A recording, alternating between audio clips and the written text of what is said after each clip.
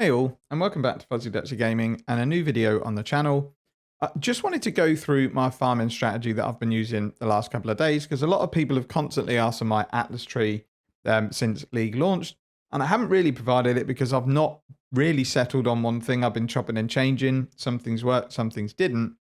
But what I wanted to do was actually get a farming strategy and Atlas tree that suits my playstyle. Now, this might not be for everyone, but if you're someone that doesn't like to spend loads of time prepping maps, doesn't like buying tons of materials, and likes to sustain as much stuff as they can themselves, then this might be something to look at.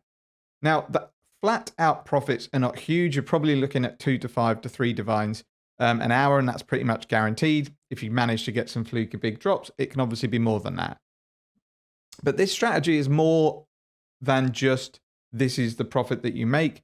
The idea of this strategy is that I wanted to run things that returned stuff that I could sell if I wanted to, but then I can make even more money if I make use of those currencies or logbooks or harvest juice myself.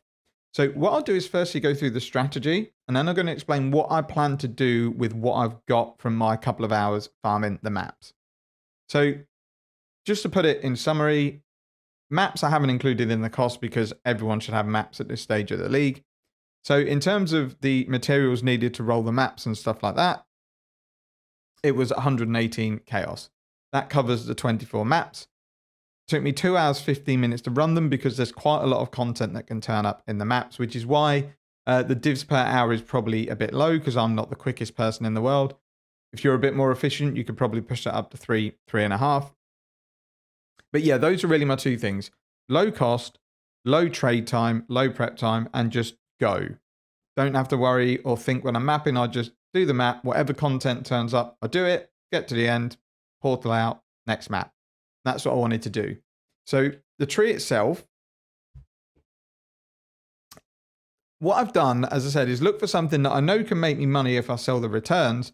But what I'd like to do is use these returns I get to generate even more profit. So we're going expedition, we're going harvest. So you've got these harvest nodes here, these here, and these just to have more chance to force harvest. We're taking these expedition nodes here, along with the expedition nodes here. Taking all of the essence nodes, because these are still really good money, and don't let people tell you that they're not. Strong boxes, again, I'm taking because it's something that takes 2 seconds to do when I come across one in a map. I had quite a few operative strong boxes. They're always profit. Yet the profit is quite small, but currency ones might spit out a divine orb. You're going to get some 6 link, which is, 4 or 5 chaos per 6 link. And then I'm also taking delirium. So again, I'm taking the chance for the mirror, taking these 2 nodes here, and then I'm going up to the right to take basically increased splinters from bosses if they turn up.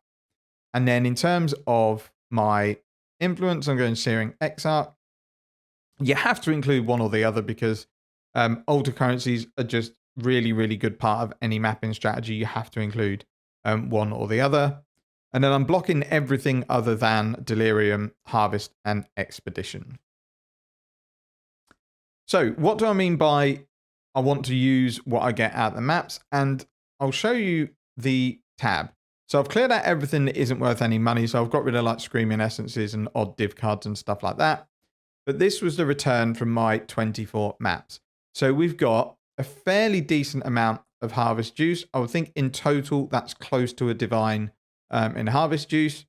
Obviously got our 2 invitations. I'll probably sell these just because I don't want to gamble on getting drops. This I might run because it's only 5C. The incandescent one I will 100% sell. But what I want to utilize is delirium orbs, combined with these blue harvest juice, which will go and quickly show you now what I mean by this. Because these orbs are not worth a hell of a lot on their own, and prices for all delirium orbs are starting to come down in terms of more expensive ones, and it's because you can re-roll them with this blue harvest juice. So I've had 1 skitch and 1 drop. These, I'm not really that interested in any of these. I'd want something like currency. The Legion ones aren't too bad. There's a few decent delirium orbs, but these ones, let's be honest, they all suck. So if we go over to my horticrafting station, we've already got 2,700 life force in there. Let's put in this ring one, go to blue, and then you can see it only costs 30 of this blue juice, and the blue juice is cheap. It's like you get about 8 or 9,000 for one divine orb. And you can literally just re-roll this to whatever you like. So breach is not the worst one in the world. So we've got currency there. We will stick armor in because that is absolute trash. And again, we'll re-roll. Got scarabs. Nice. That's pants as well. So we'll re-roll again until we get something that I'm happy with. Legion, not too bad. Again, we'll re-roll this one. Currency is not terrible. Currency is bad, but you've got the chance of like divine orbs, exalts, and stuff like that. Uniques could be interesting as well. That's pretty decent also. So that's kind of what I've been doing. Div is also good. And then what I want to do is actually use these on the next set of maps that I run. If you wanted to, you could just sell this straight away. It's not really an issue if you don't want to run delirium orbs on your map. Just sell them. But I want to use these to then hopefully generate more currency than these orbs would sell for. And normally, if you get to even just 10, 11 rewards on delirium, so you put alpha in there, you put in stuff like, you know, breach, abyss, maybe something else that adds monsters to the map. So you sexton it up, you do, you know, some proper sort of mid-tier juicing, you're easily going to make more money, and they're quite quick to run. So the other thing to look at is expedition. So I've dropped 6 logbooks. I've done 3 Tujan and 3 sort of junk ones, but they only go for like 10C each, these ones that aren't Tujan. So you could run these, sell the Astragalis, you'd make more money. The maps I'll probably sell because I'm not really interested in bossing. But Tujan logbooks is something that I'm then going to run. And then I'll combine it up with the currency that I've already got. And this is going to generate even more money. And it's not going to take too much time to do that. Obviously, you don't have to do this. You can do whatever you like. You can just sell everything, take your 2.5 divines per hour, be done with it, stick it in the bank. And you kind of don't need to do any more than that. But really, this strategy for me was do something that I can farm raw currency with. So we've got decent stuff like Awakened Sextants, got orbs I'm making, you know, tons of normal currency, some exalts and chaos. All these currencies sell along with these and these. Essences, again, these are all shrieking or special ones. Again, they'll sell. But there's stuff I want to keep because it's going to make me more money. Now, whether, again, this is also a particularly great strategy, I don't care about that. As long as I'm making money and I'm running content I enjoy, then I'm happy. And at the moment, I'm quite enjoying expedition content now. I've had a bit of a break from it. Harvest, I really enjoy doing. It's super easy. You just go in, blow up a couple of packs, pick up your orbs, and then I'll probably either craft with my harvest juice, or what is more likely is that I'll just save them up until I can sell them for a divine, and then that's what I'll do. So in terms of how I'm setting up this strategy, as I said, it's super, super simple. It's basically 24 maps. I'm chiseling and alching each map, not even looking at them. I'm then just vialing all 24 of them, hoping to get a few decent 8 mob ones and maybe some turn into a Vile Temple because they can give some good rewards. Then all I'm doing is checking for Reflect. If the maps have got Reflect on, they go into the side, and I'll buy a Charge Compass with Reflect on it to finish those maps. And then I'm checking for Leech because I can't do no Leech maps without a Mana Flask, just so I know I've then got to go in with a Mana Flask. And that's all I'm doing. In terms of what I'm putting in the map device, it is just a Rusted Expedition Scarab and then filling the rest of them in with Sacrifice Fragments. And that's it. There's no Sextants. The reason I'm not sextanting is they're actually quite expensive for Awakened Sextants at the moment. So if you wanted to buy, say, 10, it costs you 30 chaos. So it's 3 chaos per sextant. I've only got 3 uses. So basically every 3 maps, I'm putting 12C into the device. And a lot of the stuff I'm running is not really going to be that much affected by it. You could obviously run sextants because you might get lucky and find something that you can sell. But realistically, you're just going to get things that add a little bit of quantity or a little bit of enemies to the map. And it's up to you whether you think that's worth 3 or 4 chaos a map. I decided to do it without, but by no means is that necessarily the right decision. Again, I just wanted to keep it as cheap as possible and as simple as possible. So as I said, it's just the map, 1 scarab, sacrifice fragments, and then I'm just running the map. And then if delirium turns up, great. If harvest turns up, brilliant. If they all turn up, I've got a nice juicy map. And it's just really, really easy. It's a brain dead farming session that I can do in a couple of hours. And that's the main reason I've picked it, is I'm trying to make my play sessions no more than 2.5 hours because I'm spending a little bit too much time on the game. So this is easy for me to do. I'll go on trade. Let's say I want to run 15 maps. I'll buy 15 rusted expedition scarabs, some sacrifice fragments that are about 4 for a chaos or something like that. They're pretty cheap. And that's all I need. I'm self-sustaining maps, so I don't need to buy them.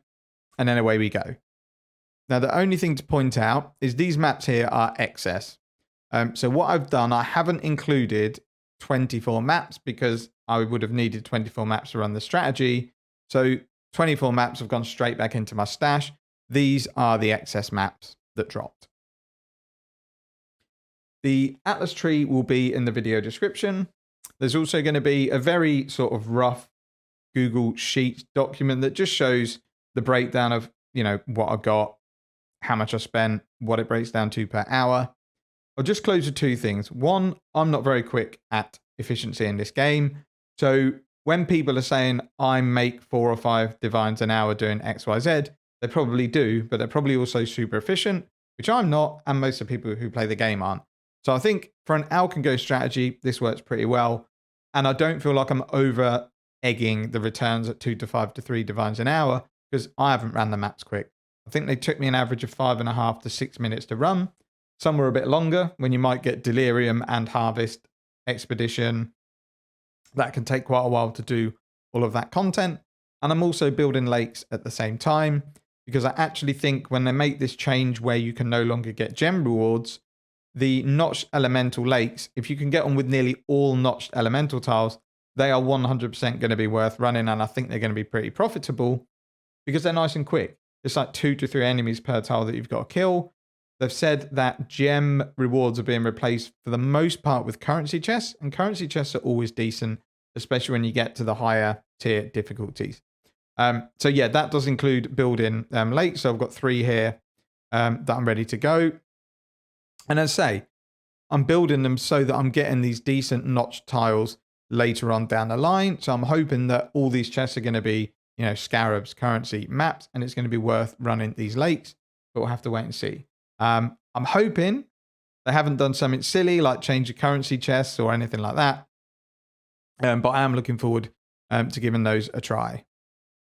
But all in all, I'm going to carry on with a couple of days. It's not amazing profit at all. I know that, but I'm enjoying doing it. What I find I do if I don't enjoy a strategy is I'm maybe like at 10% efficiency. I might do 4 or 5 maps in an hour and then just spend my time in my hideout thinking, oh, not enjoying this. And then you wonder why you're only making like 60, 70 chaos an hour. At least this way I can get all my maps prepped and then I enjoy doing it. So I am going to be into my hideout, next map in, out, next map in. And it can be done nice and quick because I'm enjoying the content.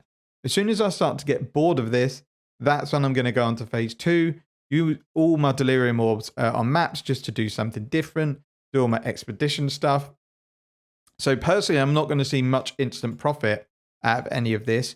But hopefully, by the time I've done maybe 10 more hours of this, and I've got tons more expedition stuff, loads more delirium orbs, maybe some bits to put in a metamorph, then I can say, right, I am now bored of this, but I've got all this stuff that I can run different content with, and then we'll go on and do that. And that's when I'm hopefully going to see a massive returns in the profits. Bit of a waffly video. I'm not very good at describing my strategies because I do kind of just do what makes sense to me, and then to articulate those is sometimes a bit difficult. The Tornado Strike character I'm running, I'm going to bring an updated guide for tomorrow or Thursday, because I've now picked up an Omniscience and I'm starting to push the build further. I'm just looking for a couple more crafts, hence the farming a new strategy to get some currency. But that's it for this video. I hope it might help some people that are struggling with the currency to do juicing strategies and just have no idea or are totally bored with the current Alch Go strategy. Thank you very much for watching. Take care, and I'll see you all in the next one.